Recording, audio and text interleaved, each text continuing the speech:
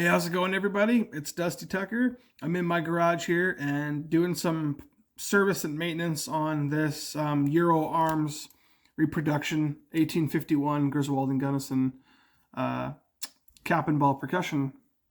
You can tell it's got the octagonal part and then the round barrel. That's how you know it's Griswold, and it's got this shorter cylinder than the 51 Navies. So that's how you can kind of tell what that is. I didn't know really much about it until I watched the show Hell on Wheels, and it's the same pistol that he starts that show off in with. So this is an older reproduction of it. This is made by Euro Arms. It's still Italy, but like it's, oh boy, this thing. It's a. I don't even want to call it a tank because that would be completely wrong. It's a piece of work is what it is, and I don't mean that by amazing piece of work. It is definitely I mean, it works, but it's clunky, it's rugged, fit and finish on it is pretty bad, as you can see here in the frame. Just that piece there, all the connecting bits like this, the wood sticks out, this metal brass sticks out. The fit and finish on it is not very under par. Pretty bad compared to what stuff is now. And like, look at the backstrap here. That is pretty bad. Wow. So this video is going to be kind of if you want to replace a part on an 1851 Navy frame or a Griswold frame, or it's going to be pretty much the same concept with the 1860 Army and the 1861 Navy. It's all going to be roughly the same. So I'll probably just label this video as 1851 Navy cap and ball. I don't even know what I'll name it, to be honest, but this is going to be basically if you want to replace a sear and trigger spring, or sear and bolt spring, or trigger and bolt spring, whatever you want to call it. I can show you how you can replace those. And the back, I'm going to be disassembling this entire gun, and right now it doesn't even cock. It's got some pretty issues. This thing has been through hell and back. I've done a lot of work to this thing thinking that I can get it to fire, and this was my buddy's revolver, and this is probably the third or fourth owner that has had it now. I'm not sure when it was made. Lower serial number Euro Arms, so maybe like the 70s or something, but I can definitely tell this thing has been shot overcharged loads. Now, it's kind of weird to say that because it is a shorter cylinder. You would think that you wouldn't want to put any more than 25 grains in there, but I assure you, I think whoever originally owned this revolver thought it was a Dragoon or something. I swear the guy shot 30 plus grains and probably substitute powder. Because some people don't like to clean up the actual black powder fouling, even though it's way more fun and historically correct and all that jazz. But this thing is almost to the point where it's obsolete. I'm going to try to revitalize it, try and revive it. It needs a couple new parts, but I'm going to have to modify those parts because the modern reproduction parts for the Pietas and Ubertis and all those guns nowadays are different from the Euro Arms. They might require some slight modifications or just whatever. This is the hammer spring for it, and this thing is really weak. I just bent it just by, look at that. This thing, it's a piece of junk. Like, I can probably snap it. Like, that is not, look how thin. That's the original spring that was in this revolver. It was so weak and flimsy. I'm not even going to put that back in there. That's a piece of junk. I will replace that. But before we get started, if you haven't done this before, I will go over everything as thoroughly as I possibly can.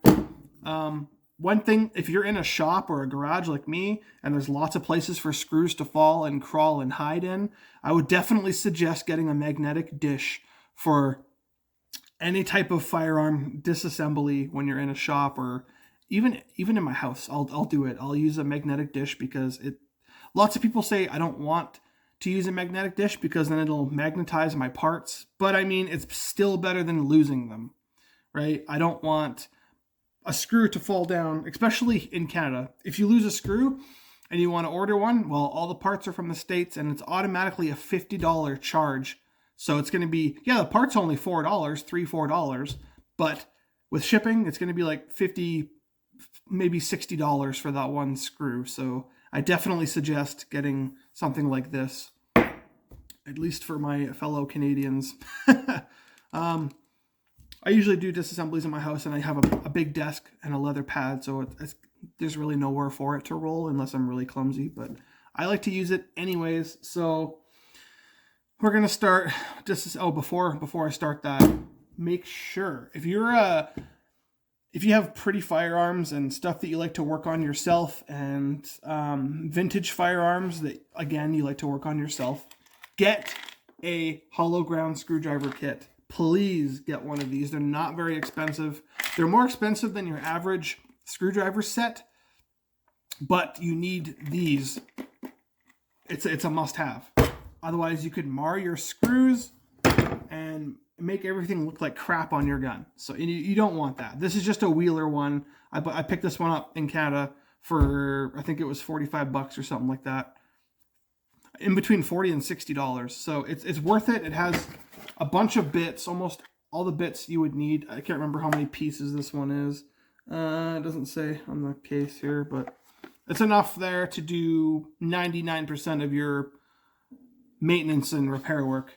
So there may be a couple of ones, like Torx ones that aren't in there, but your typical sizes are in there. So I definitely suggest getting that before you start taking apart your nice, beautiful Uberti or Pieta. This one, maybe not so much. You could probably just use a regular screwdriver for this one, but for good practice reasons, I'm going to stick with the hollow ground set. So this thing has so many issues, it's not even funny. So that's why I'm going to use it as a demonstration pistol on how to replace certain parts and everything that you would, normal wear and tear parts and pieces that you will go through. I know there's lots of people that say, well, I haven't had a part break on my gun since I bought it. You either got a unicorn or you just don't shoot enough. So that's the way I see it. If you only go once a month and shoot it, yeah, you're obviously not going to wear parts out as fast as somebody like me who's in cowboy action shooting, and you're sitting in your house and you're doing dry fire drills. Well, not actual dry fire drills, but cocking, decocking, and working around your pistols and stuff like that. You're going to put extra wear on those parts too, even though you're not shooting them, because you're still working the mechanisms and everything. The more you play around, I shouldn't say play, they're not toys, but the more you work around using these things and practicing with them, the more wear and tear you're going to put on those parts. And the most common parts to go on these percussion revolvers like this are the trigger and bolt springs, the hand, if it's a black powder gun, the hands, there's a little spring on the back of the hand that pushes it forward to rotate the cylinder, to lift it up and spin the cylinder. That's why they call it the hand. There's the spring on the back of that. If people usually don't disassemble their black powder guns to the point where they get that hand and take it out and clean it, because that back spring is really fragile and small, that black powder fouling will start eating at that metal and it'll deteriorate. Next thing you know, you got a broken hand on your, or a broken spring on your hand. So that's no good either. So, okay, so I'm going to try to do a above view so you can kind of see better what I'm doing and get a better view. All right, let's try this. Okay, so this is the best I could do for above view. So this is what we're working with here. I will try to detail it as much as I can for this. This picture quality might be better because it's the front of my camera, not the rear. So try to make it as best as I can for you guys. I need to take this out first to start the disassembly. So the best thing to use would be a rubber mallet of some kind. I'm just going to use what I have with me, the back of this little hammer here. Just kind of give it a tap. There we go. So that's out, and then just pull it out this way. It might not pull out all the way, unless you push down on the very middle of that spring, then it might come out. But I'm just going to leave it like that because it's pretty much out anyways. So if it's stuck on there, there's a couple of tips that you can do. You can actually take your ram, go in between a cylinder. I can't cock my gun, so I can't do it. My gun is completely seized. Oh, there we go. There, and put it in between like that, and then just push the lever down, and it'll force the barrel assembly forward, and then you can just pull it out from there. Now, this, like I said before, this gun is pretty much just going to be used for demos and whatnot because it is so... it's a prime example of why you don't overcharge black powder brass frame revolvers. And I will show you that in a second. You see how this little pin slot on the arbor is facing down? Yeah, that's because the arbor is loose. And I don't want to tighten the arbor, because if I tighten the arbor, see how much that is facing down? That doesn't line up. So I have to actually have it loose like that, so the pin goes straight through the assembly here. And if you look at it straight on, you can see that it's bent. This is a, like I said, prime example of why you don't overcharge your revolvers. It is, I'll put the cylinder on and I'll give you a better demonstration. You see that gap on the bottom underneath the cylinder? I actually had to, it's okay right now, but it was bent. You can see how much this wobbles. I had to bend it back to get it to be able to rotate properly. Otherwise, it kept scraping on the bottom of the frame. The cylinder kept rubbing on the bottom of this frame. So this gun is, I mean, it works still, but it is a, it needs a bunch of parts and tinkering to work properly. Okay, so now we're going to get our hologram screwdriver set here. And what we want to do is take these backstrap screws out and the screw under the grip out, along with eventually these two trigger guard screws and this one here. But I'm going to start with these backstrap screws here. So for the first time, if you're using these hologram screwdriver kit bits, what you want to do is you want to find one that actually goes inside properly and snug all the way to the bottom of the pocket of that screw, and this one is good. So see what the difference between a hologram screwdriver bit? You can see how this doesn't taper as long as a normal. It tapers to a certain point and then it goes straight longer. So you get full purchase of that screw while backing it out, and you have a way less chance of it slipping and marring on you. So we're going to install this in our handy dandy screwdriver that it comes with, and we're just going to go in here and we're going to start backing out some of these backstrap. I like to take it at one at about halfway and then take the other one out halfway. And then this one is actually a different size, so I have to take a different size bit for that, which is this guy here. Oh, come on. This is kind of hard to do with one hand. Okay, we want to take this guy. We want to at least loosen him off, so everything starts to come out sort of at once, and you'll feel it. It'll start getting loose. You just don't want to have too much stress on one screw and take them all out kind of. This is the way I do it. You don't have to do it this way. There's plenty of ways and plenty of different people and different ways of doing things, but this is the way I like to do it. I like to just loosen screws, all of them at the same time, so there's no uneven pressure on the other screws. So I'm just going to go ahead and take all these out here. I'm going to have my dish. Let's take this guy out. It's loose enough that I can just, and then in the dish. Don't lose it. Take these backstrap screws out.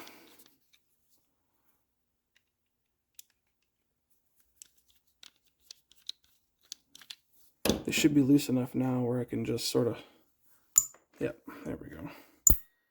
Like that. And then now this handle assembly should just come out. Now, yes, there normally would be a spring there, but I had taken this one out because this is way too thin and it's honestly a piece. I don't even think this is actually spring steel. Just from the way it moves, I don't think that's actual spring steel. So now what we have is the main part of the frame here. And let's say you want to, let's get this out of the way. Let's say you want to replace the trigger and bolt spring underneath the trigger guard here. So now what you would have to do is take out these two screws and this screw. The best way would be, I think these trigger guard screws are the same as these backstrap screws. Those 4 screws, I think, on most reproduction cap and ball guns are the same. If you look at the parts catalog online for Taylor and Company and like Pieta and all those parts and whatnot, those screw numbers are the same, those 4 screws. So you can use the same screwdriver for the backstrap as the trigger guard, as these two anyway. Sometimes this one's a different size. For this case, it's the same. So I'm just going to use the same bit. And I'm going to take off these 3 screws. It's kind of like putting a tire back on a vehicle, how you rotate. You know, you don't just do one at a time around and clockwise or counterclockwise. This is almost ready to come out. I could probably just take this off by hand. And if you don't know which screws are which, just kind of separate them in your bowl. Have like the 4 backstrap trigger guard screws in it's really magnetic, in the same area, and then put your other ones in a different area, just so you don't get them mixed up. This is a really magnetic bowl. There we go. All right, let's work on these guys. I just heard a really nice car drive by. Okay. This should be almost close. Like I said, I apologize if I'm knocking this camera around. There we go. So there is our component that we want. So don't worry, nothing's going to fall out of there. You can put that aside for now. I'm actually going to move some of this stuff that we're not interested in right now out of the way. Concentrate on what we're focusing on right now. So, and then those screws are the same as your backstrap screws. So let's just put them in the same part of the dish as our other ones.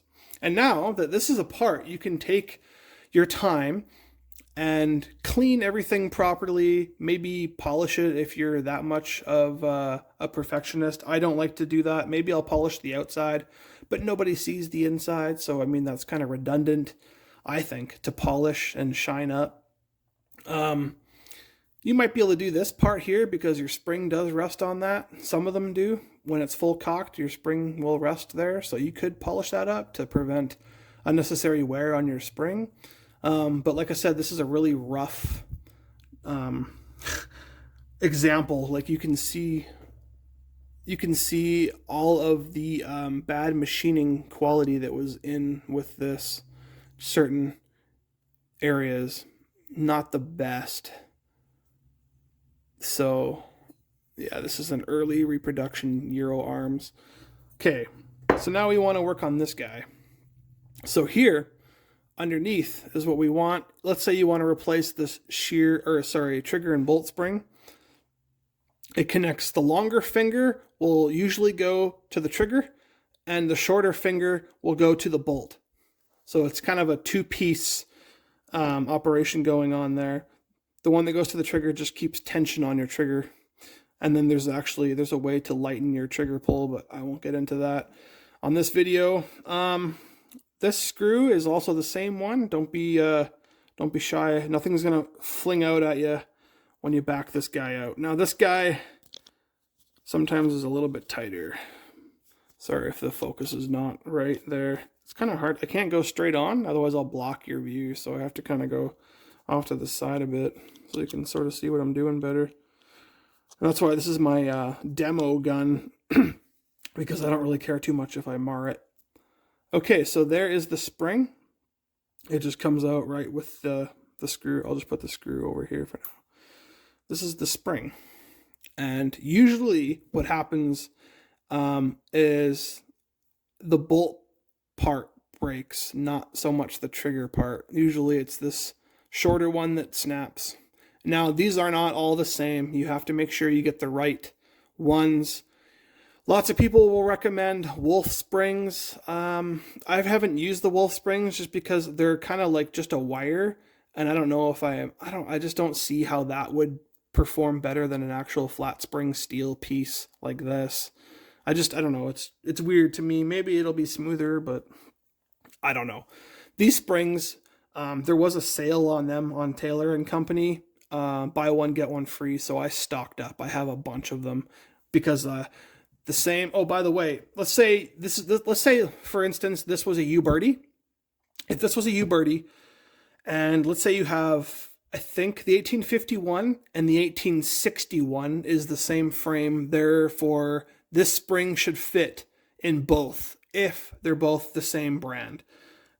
If one's a Pieta and one's a U-Birdie, you might get lucky. This part might still be like interchangeable for those revolvers, but I would recommend just maybe stocking up on parts for each individual revolver. That's what I would do. Okay, so now we have this mechanism left in here. So now what we have is our hammer, which is this screw. And then we have this farther to the left screw in the middle here is for the trigger. And this other one here is for the pin and the bolt mechanism. And then that's pretty much, the bolt comes up through here and stops the rotation of the cylinder. It locks it in place. If you're going to do any type of fine tuning and extra cleaning, right now would be the time to do it. Maybe disassemble the rest of these parts and figure all that out as you go. I definitely recommend when you purchase a new cap and ball or any kind of percussion revolver, you get familiar with it. That way you're not scared to take it apart when something breaks. Because I, for instance, know that when I first bought it, my 1851 Navy, this isn't the one, but I was scared to take it apart because I was scared of parts flinging out and all sorts of things like that. But trust me, nothing will fling out.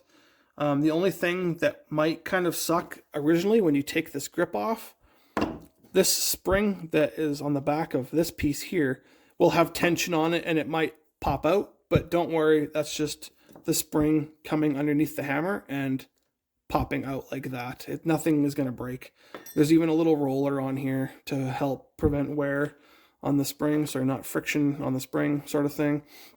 But yeah, that would be the only part that would actually spring out at you when you take your grip off. And for the Remington, that's a different story. If you want to replace a sear and bolt spring on the Remington, it's literally the trigger guard is not attached to the inner back strap or the inner inside strap of the grip. It's just this piece, like right there. Sometimes it's just one screw. You take the one screw and it comes forward and then lifts right out and then your spring is right there. It's probably the easiest one to replace out of all the cap and ball percussion guns is the Remington. So if you have a Remington, it's super easy to replace that part. Anyways, getting back to this, I get off topic very frequently. If any of you guys have been around for a while, you know that. So this bigger guy requires a bigger bit. So let's find one that is adequate for him.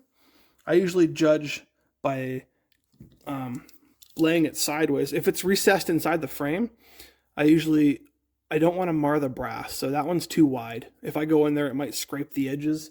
So I'm going to go look for one that's a little bit narrower, but still wide enough to bite. There we go. That's the one.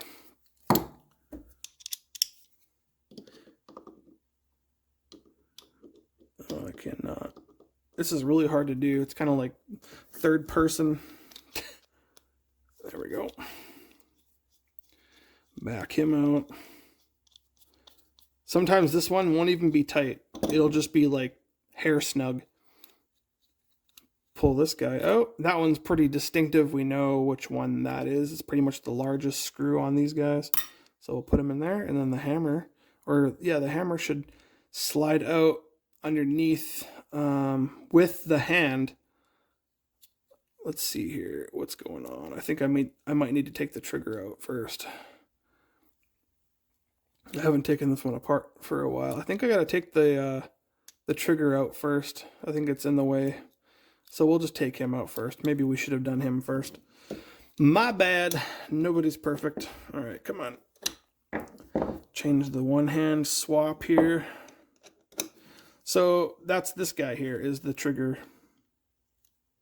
Take him out. Again, I'm sorry if you guys can't see the angles here. There, this is a nice big long one. So the one that's long like this, come on camera, frick. Long with threads on the end, that one is your trigger screw. Just kind of keep this stuff in mind as you take it apart. There's your trigger. If you wanted to, you could polish, while this is apart, the contact parts, but you don't have to. It's personal preference, really. Okay, now this sucker should come out. It's gonna be kind of finicky. There we go. Oop. This is the hand. The hand is what rotates the cylinder, and this one looks pretty marred up. This is the part that I was telling. Oh no, this is the part that I was telling you. The spring. If you don't clean that on a somewhat regular basis, it will deteriorate from the fouling and it will snap, and then you will have no forward pressure on that spring to rotate your cylinder. So take care of your parts, you guys. When you take apart your guns, make sure that you do everything in your power to keep it as clean and tidy as you possibly can. You don't have to do it every time after you go to the range or shoot it. But I would say maybe every third or fourth time, make a habit to fully disassemble your gun and clean it properly. Okay. So now the only part is left is the bolt. And that's just this last screw here. Simple. This one usually isn't tight either. Another thing I will mention is that after you fire your gun, or even if you just shoot it once or 20 times, after you clean it, make sure every screw is snug, because they will loosen over time. See, this one's kind of like sort of the same as the trigger one, but the trigger one's a little bit thicker, so I shouldn't get them confused. In some cases, they are the same. I'm not sure which reproductions are the same. Actually, these ones might be no, one's a little thicker. Oh, sorry. This one's a little thicker. The trigger one is a little bit thicker in this case. But sometimes they are interchangeable, like I said. Lithium grease is my favorite thing to put on parts, on metal parts. So that's all that's left.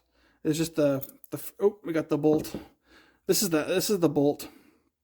Part of it snaps, rests in the frame, and then when it comes up, it clicks up and it locks into these grooves under here, like that, to stop your cylinder from moving around, so it keeps it aligned to the chamber. This is more so for people that are new and just getting into this. So you can see the rough machining, if this will focus. You can see the rough machining on this part from factory. It's pretty bad. Lots of these parts on these older reproductions are not the greatest quality, which is why they break faster than some of the newer reproduction parts. So if you were going to replace your shear and bolt spring, you would just undo that one screw, make sure your longer finger attaches to the trigger, and your shorter one attaches to the bolt. So that's a full disassembly, pretty much, unless you take the arbor out. In my case, most of the arbors should actually be machine fit, and they shouldn't wiggle at all. But look how much mine moves around. It was overshot with too much powder. That's why there's just too much. It's whatever. This will be my example gun. So nothing in the back of here. You could take the wood off and you could give this a clean to the inside of here, but it doesn't really get dirty. It doesn't touch. It doesn't come into contact with any of the parts and the powder and the fouling and nothing. So this should be fine.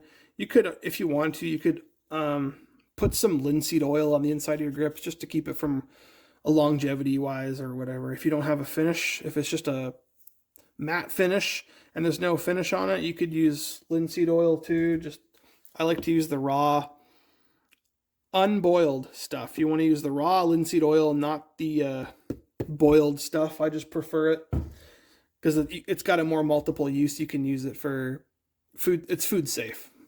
I just like to use it for everything. So, okay, so reassembly.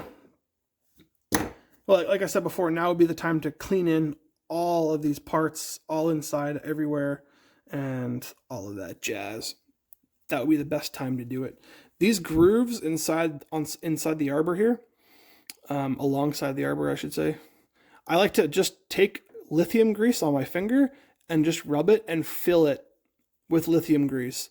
It actually really helps keep down the black fouling, or the the black powder fouling, and it kind of helps their cylinder continue rotating even under serious fouling issues. It'll help it.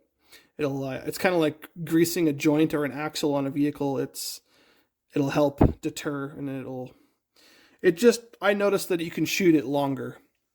So that's a little tip there. I love that stuff. I'll put it on pretty much every metal on metal thing that I have. Okay, so yeah, reassembly. We're gonna start how we we're gonna start pretty much the opposite on how we, or reversed is what I'm trying to say. Actually, I might want to clean this up because I noticed that this is getting stuck in the frame and it's not coming out of the hand. Right beside the arbor here is where the hand comes into, and it rests on the hammer itself, so it kind of acts as a pivot type thing. When you cock it, it'll kind of assist it. It just goes in there. Sometimes your spring, you'll have to put your spring lined up in the little pocket there, and then you might have to give it a little bit of a push like that to get it to go in there properly.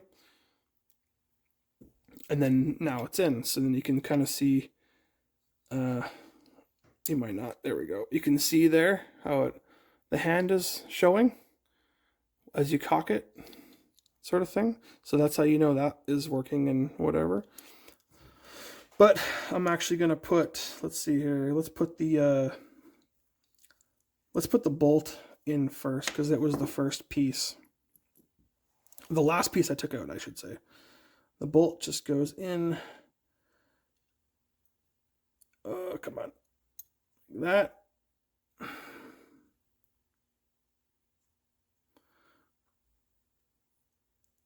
Make sure that the hole there is aligned. And we take our piece here. It goes in there. Put that screw back in. I don't like to tighten anything until I know that it's all going back in properly. So I'm just going to kind of leave it loose there. See that? That's all good. Make sure that it's aligned to where it's supposed to go. And then the trigger mechanism, make sure that it is in front.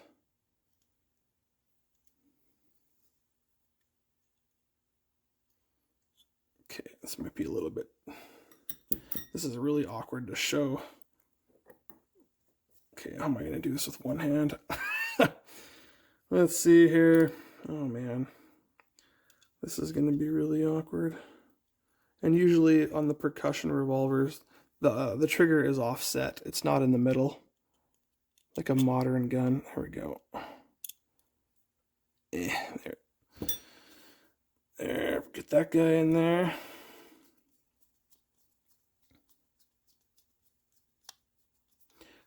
Don't tighten him yet. Those two pieces are in. Now we can get this guy followed in there. Like I said, you might have to put a little bit of tension on the back of the spring to get it in there, but this one's all loose and everything, so. Oh, come on. There we go. Fake a little decock there. Let's grab the big boy, put him in where we know he goes. Might take a little bit of manipulating. I'm just going to hand screw it for now just to get it started, and then I'll finish it later. Decock. This thing is so... There we go. Okay. Now we want to put the sear and bolt. I keep calling it the sear and bolt spring. I'm sorry. The trigger and bolt spring. Make sure that the long finger is on top of the little rest on the... Okay, I'm sorry. I'm all over the place. You want to make sure that the long finger is on the little rest of the trigger. Just sitting right there. And then I like to put it in first and then slap it forward. And then you have your hole aligned there. And then you grab your screw. See if I can remember. It's usually the shorter flat one with the wider head. Put him on. Get him back in there. And then you want this guy to be snug. Pretty snug. Not like stupid tight, but you want it to be snug. Because that's where all your tensioning is and everything. So there we go. There's our... Action is back together. Fairly simple. I'm going to put this screw... I have to swap out my heads here. One sec. Put the hammer screw back in. This one you don't want to over tighten. You just want it just finger snug. And what am I mean? Like you lock it in and then just finger snug. That's all you want for that. Because if you tighten it, it's going to put too much tension on there and you're going to have a hard time cocking your revolver. Okay, so that's all back together. Now, oh, what are we doing here? Okay. Now we have to, let's see, put this underside back on. You could do that, or you could put the back strap on. It doesn't really matter which order you do it in. Some of them are different. Some of them you have to do, I have one that you have to kind of do it all at once, especially if you have a really high tension spring, like mainspring. Sometimes you have to, I kind of show you what I do for that. It's kind of hard to show you when I don't have a spring in there. Okay, so these four are the same. I'm just going to get them all ready. Oops, not that one. That one is for the bottom. You can tell because it's a little bit shorter. These ones are all the same, these four. So I'm going to put them, just rest them in. And I think I have to change my... These 3 bits will do the whole gun, I'm pretty sure. Come on, get in there. There we go. I am not going to put this in all the way. I'm just going to get it 3 or 4 turns in. Right there. Oh, that didn't even get it in. I'll try that again. Let's see. Just get it. Okay, that's... If it feels like it's cross-threading, just don't continue with it. I don't know what was going on there. It just wasn't lined up properly. Here, let's see if I can get the other one started first.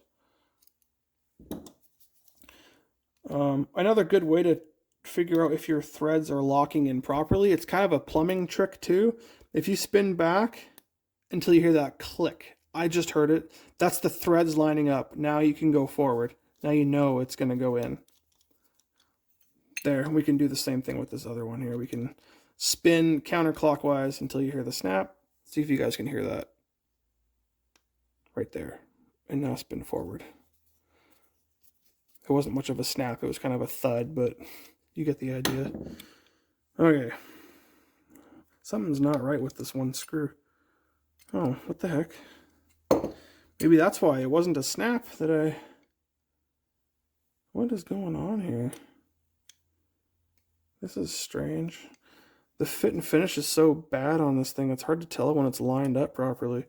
Let's try that. There. That was a better snap. Or not. What is going on here? Okay, I'm going to try a different screw. Oh, that is the wrong screw. My bad. That is... that screw is supposed to be for under here. This is the right one. My bad, you guys. Sometimes my videos aren't always the best, but... Oh, there's the snap. Okay. Okay, there we go. Now we're loose fit, and that's kind of what you want when you're dealing with a really high tension spring. I'm sorry if this video is a lot longer than it should be. Okay, so now if it's loose, you have more room to play with getting the spring underneath the little wheel on the back of the hammer there. So what I like to do is just kind of get the spring on, hold it tight with this hand, and then hold it, and then get these screws a little bit tighter, like maybe go another half of a turn or so. And then you want to get this guy into position. And see how there's a big gap there? You need to close that because the spring, the tension won't be on there properly. So that's sometimes why you can't put this part on all the way. It's kind of you have to try to figure it out. The first time is always a pain in the butt. The first couple of times will always be a pain in the butt. So see now how I have this issue with this gap, this large gap, because I went too tight on these bottom screws. I gotta loosen them off a little bit. Actually, no, I don't. This whole mechanism is just wonky. There we go. Okay. See how much gap there is there? Let's try to close that. So let's get more of these backstrap screws. Get them lined up. And there's so much of a gap there that I'm not even sure if the threads are going to catch. Oh yeah, we caught it. All right, now we need the other screw. Just start it. You don't want to go all the way in yet. Not yet. Come on. I am getting shaky. I'm not sure why. Usually not this shaky. There. Get it until the gap just starts to close. Maybe go a little bit more on this side. And you want to keep the tension. See how it's all loose right now? That's okay. You just want to get that spring because sometimes this part won't line up because the spring is under so much tension. You kind of have to maneuver everything. It can be kind of a tricky putting this all back together because that spring is under a bunch of tension. So what you want to do is you want to keep all of this loose, and then you go under here with this screw. This is the smaller screw. Oh my goodness, this is kind of difficult to do. And you can do the same trick here with spinning counterclockwise until you hear that pop right there. Sorry if I'm kind of off camera. It's really hard to show. This one you want to kind of get a little bit, see how there's a gap. Just keep going until it starts to close. And then once it starts to close, come back over here. Swap this out again. Tighten these ones a little bit. Couple turns. Underneath, tighten these ones a couple.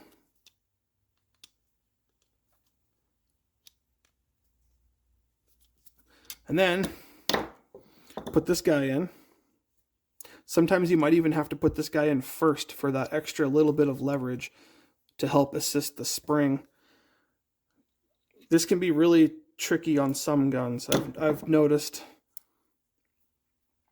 Sometimes if you try this method, this hole won't be aligned. So you'll have to loosen these off, loosen those off to be able to get this guy to go in. Sometimes you have to start with this screw. Start with him, get him halfway in, and then get these ones a quarter of the way in, and then get your backstrap ones. It takes a lot of manipulation to figure out how this thing goes back together to the point where the spring stays under your hammer wheel, because that's important, because you need that for the gun to function properly. So if it slips, you'll hear it. It'll pop and it'll slip, and then you won't even be able to cock the hammer because it's wedged underneath the frame and it's off to the side, or if it came in front.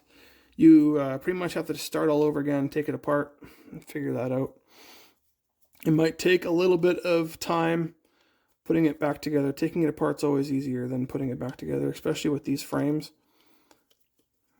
Now that we're getting things snugged up, don't over tighten these ones. You just want them just snug. And snug. There. Back strap. You can see there's a little bit of a gap up here.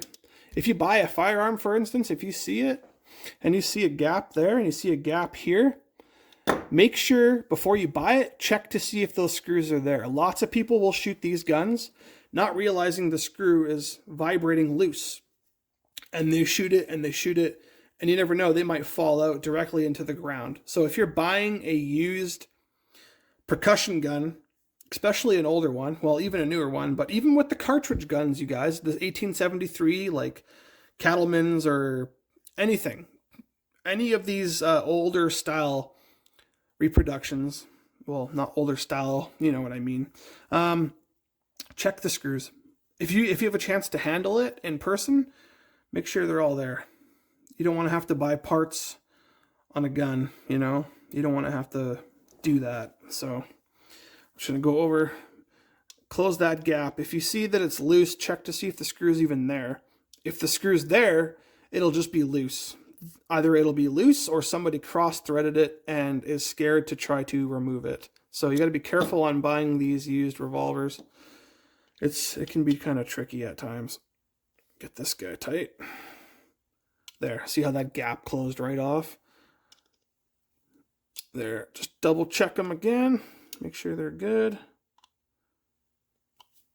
Back strap. Even after you clean them, when you're shooting them, after you've shot them and you're cleaning them, just go over everything and check it. I apologize if this video is long.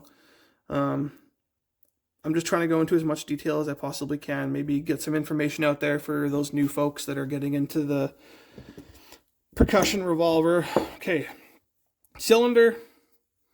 Have to half cock it to get it to go in. I don't have a spring, so it's just kind of floating. Get that guy in there. You want to half cock it because you want this bolt to go under the frame, so you actually have room for the cylinder to come on. And then decock it on top of a nipple there on the chamber. And then for this guy, see, for me, I have to align this wedge hole in with the frame because it was messed up. And then just push your pin in again, and there you go. Some of them have the little snap, and some are just a wedge. So if it's just a wedge, you might have to give it a few extra taps with something. This is rubberized, so it's fine. Just give it some taps, and you want to make sure that you don't have I have a huge cylinder gap on this thing, but like I said, you just keep tapping. There we go. That's better. That's about where I want it. So, and if it's so tight to the point where you can't cock it, loose it off. Maybe back it off just a little bit. You have to go with your feel. It's all feel. But there we go. Let me get the camera back up the other way here. Okay, so I apologize if this video is a lot longer than I intended it to be, but so that was the full disassembly on the 1851 Griswold copy. I almost said Taylor arms. No, it is Euro arms. So that's that for the 1851 and the 1861 navies should be the same, and the 1860 Army should be relatively similar to what you saw. It's pretty close to the same setup. The internals and everything are pretty close to the same thing. So I hope you found something in this video useful. I don't want to carry it on too much longer than I need to. So I'm trying to think of stuff that I could quickly add off the top of my head to assist.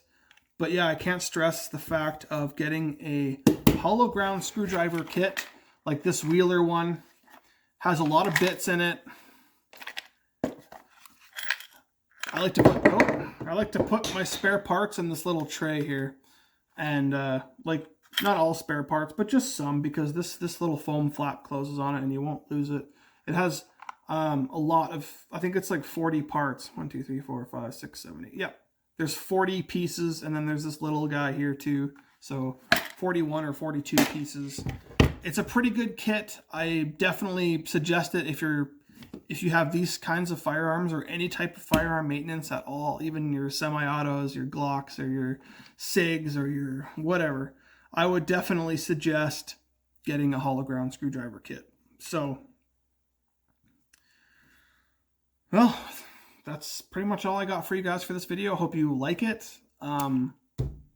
Not physically actually like the video, just I hope you found something useful, and we'll go from there. So until next time, keep shooting.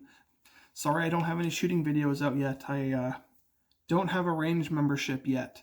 I forgot to renew it, and I just bought a new, a new to me vehicle, so I don't really have a lot of extra cash to buy it. So it might be a while before you see a shooting video. So anyways, until next time,